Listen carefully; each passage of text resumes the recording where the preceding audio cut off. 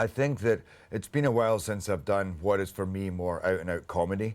And I think one, to be doing a story that's modern day, that deals with a lot of kind of modern issues and issues to do with relationships, but I still had a chance to be side-crackingly funny. I mean, it was a script that I read where I thought, oh my God, I can't believe this guy's just great. You know, I mean, he's wisecracking, but it's relevant. And it's been a while since essentially I had that chance to be that funny, but that romantic at the same time as well. And you get to play opposite Hilary Swank. Well, it's been a while since I had nice. a chance to play opposite a two-time Oscar winner. Right. I don't do that every day either, Right, so right, yeah, right. I guess there was a lot of How firsts. is she in the old person? Once the cameras are off, what kind of person is she? She's lovely. She's really a diamond girl. I mean, I'd always heard that anyway, but at the same time, there's a difference between meeting somebody and working with them. But to work with, she was incredibly easygoing, a lot of fun, and very down to earth. So she's a great girl. And you guys had funny and sexy scenes together, where you realized that suspenders can be dangerous. Tell Yes. me what happened. So I was doing the striptease scene, which is not an easy scene to do. You know, once you've done that a couple of times and the joke's been played, then you can see everybody going, okay, not funny, okay, whatever. And at the end of all that, I then had to ping this suspender and pretend that it hit my eye. And of course, when the rest of the camera crew came over to film close, they all put on these massive helmets. Nobody mentioned it to me, but they're like, okay, helmets on. So, but when I was doing the turnaround, the close-up on Hillary, my suspender got stuck on a table. So as I was going forward, it was getting stretched out behind me and stretched out, and then it pinged essentially and went right into her head and cut her head. And she had to get, I don't know, 2-3 stitches.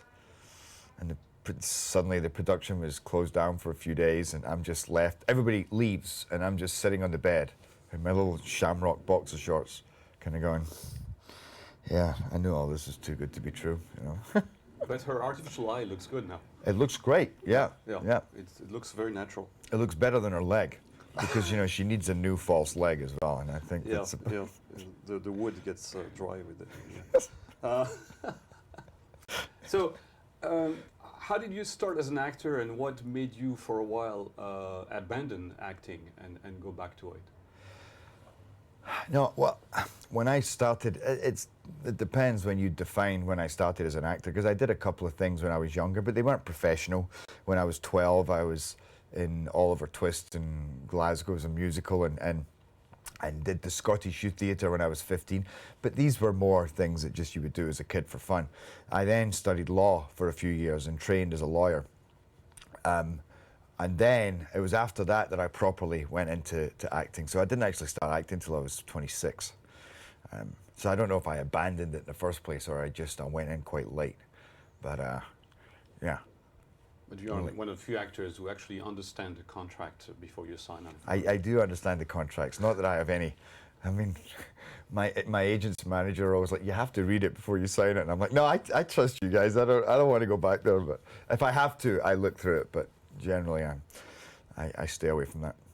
Does being Scottish give you a certain different perspective on life, and being an actor in Hollywood, how does it combine together? It probably does. I think Scots, Irish, British generally, and probably Europeans as well.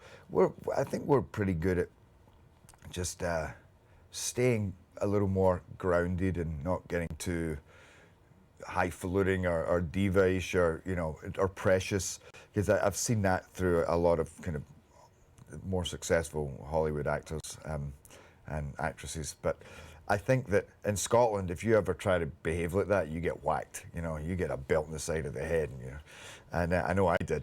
So I think that it's that there is just something kind of, I don't know, very down to earth about that part of the world. So I don't know.